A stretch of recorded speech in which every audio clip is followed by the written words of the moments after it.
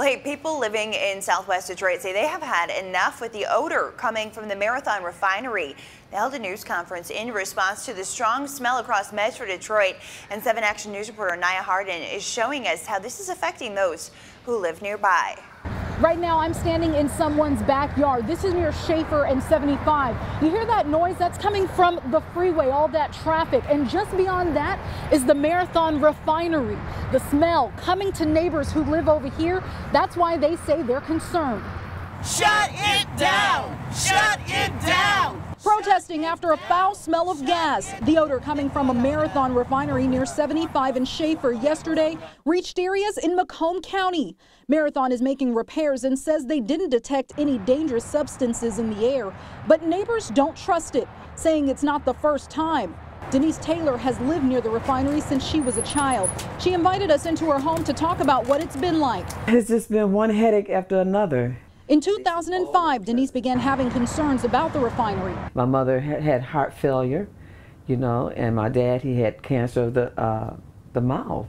Her parents have since passed, and she fears what will happen to her. The odor will go into my system, and I could taste it. What does it taste like? It's a foul taste. It's just foul. It's a taste that you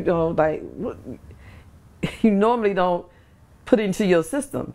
Denise owns her home and says it's impossible to sell or rent near a refinery. Well, why don't you move? Why people?